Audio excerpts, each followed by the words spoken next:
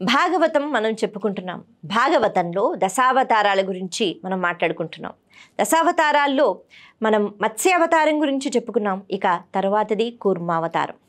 అంటే ఒక తాబేటి రూపాన్ని శ్రీ మహావిష్ణువు ధరించారు.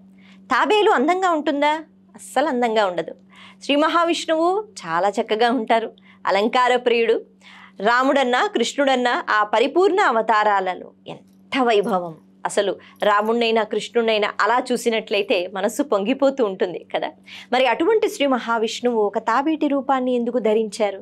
ఈ లీలా వైభవం, ఈ దశావతారాల్లో ఒకటి అయిన కూర్మావతారం గురించి మనం ఇప్పుడు తెలుసుకుందాం. పూర్వం ఒకసారి ఇంద్రుడు రాక్షసుల్ని అంతం చేసి చాలా గర్వంతో ఆయన తిరుగుతున్నట్ట.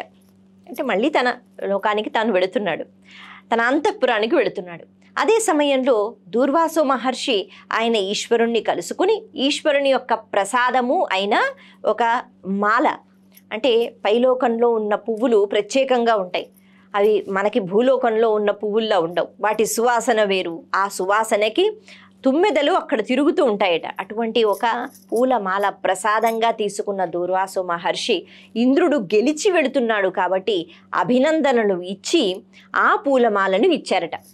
ఇది భగవంతుని యొక్క ప్రసాదం, నీకు మరింతగా విజయము కలుగుగాక అనేటట్టుగా. అయితే ఆ విజయ గర్వంలో ఉన్నాడు ఇంద్రుడు కాబట్టి ఆయన ప్రసాదాన్ని చిన్న చూపు చూశారు. ప్రసాదం అంటే ఏమిటి? భగవంతుడికి నివేదించిన తర్వాత భగవంతుడు మనకి అందించేది, అంతే కదా. పదార్థం మనం పెట్టినా భగవంతుడు ఏదైతే మనకి ఇస్తున్నాడో అదే ప్రసాదం. మరి భగవంతుడు ఇచ్చిన దాన్ని మనం ఏ రకంగా పుచ్చుకోవాలి?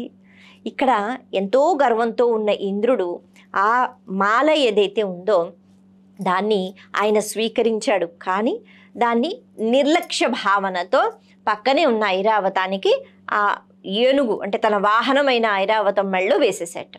వేసేసిన తర్వాత ఇప్పుడు ఏం జరిగింది?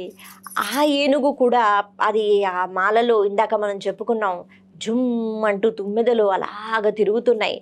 అంత అద్భుతమైన ఘుమఘుమలాడిపోతున్న సువాసన అక్కడ ఉంది కాబట్టి ఆ పువ్వులు అలా ఉన్నాయి. ఈ ఏనుగుకి ఇబ్బంది కలిగింది కాబట్టి తొండంతో అటు ఇటు తల ఊపింది, మొత్తానికి ఆ మాల కింద పడిపోయింది. ఆ ఏనుగు ప్రయాణం చేస్తోంది కాబట్టి కాళ్ళతో తొక్కేసింది. ఏనుగుకేం తెలుసు? మరి ఇవన్నీ దూరం నుంచి చూశారు దూర్వాస మహర్షి. ప్రసాదం అంటేనే కళ్ళకద్దుకుని తీసుకుంటాం కదా. అంటే ఇంత వైభవం నీకు ఎక్కడి నుంచి వచ్చింది?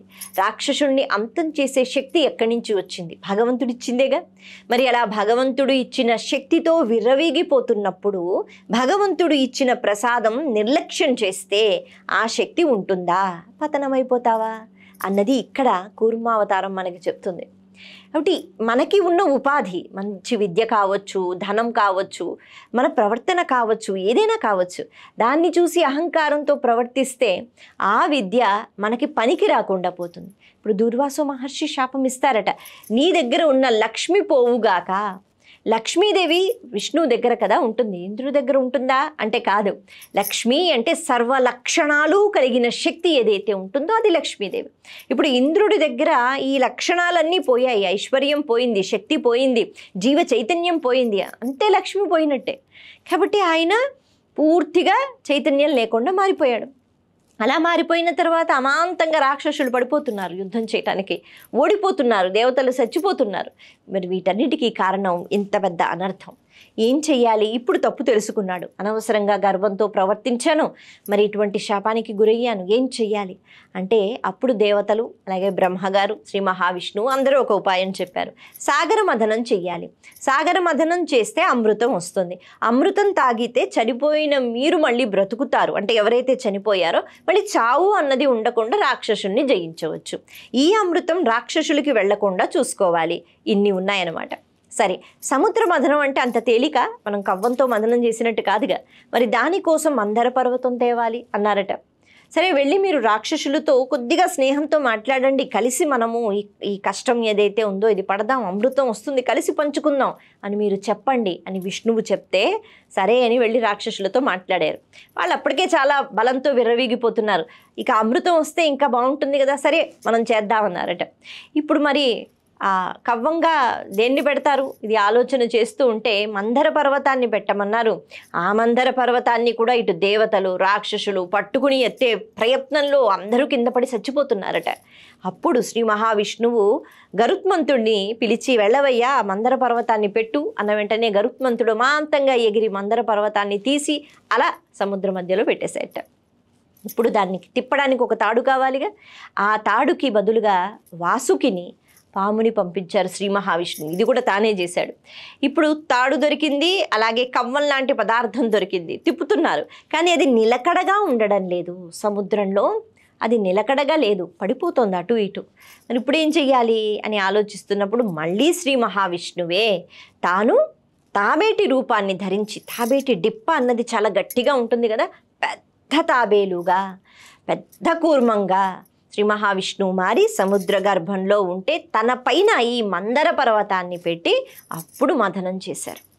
అంటే ఎంత క్షోభను అనుభవించి ఉంటారు శ్రీ మహావిష్ణువు లోక కళ్యాణం కోసం. కాబట్టి అలా తన పైన ఆ మందర పర్వతాన్ని భరించి ఆ సాగర మథనం జరిగేంత వరకు ఎన్నో పదార్థాలు బయటకు వచ్చిన తర్వాత చివరికి అమృతం కూడా వస్తే ఆ అమృతాన్ని మళ్ళీ శ్రీ మహావిష్ణువే మోహిని రూపాన్ని ధరించి, ఇందుగలడు అందులేడని సందేహం వలదంటారు కదా, ఇక్కడ తాబేటి రూపంతో అక్కడ మోహిని రూపంతో అమృతాన్ని కేవలం దేవతలకే అందించి కష్టపడి శ్రీ మహావిష్ణువు ఈ రకంగా అందరికీ ఆనందాన్ని ఇచ్చారు, అంటే ముఖ్యంగా దేవతలకు. కాబట్టి కూర్మావతారం అన్నది పూర్తిగా దయతో అనుగ్రహంతో కూడుకున్న అవతారము. కూర్మంగా కూడా కనిపించి అంతటా నా శక్తి ఉంది, అంతటా నేను వ్యాప్తి చెంది ఉన్నాను, పోల్చుకోండి అని చెప్తున్నారు శ్రీ మహావిష్ణువు. నమస్తే.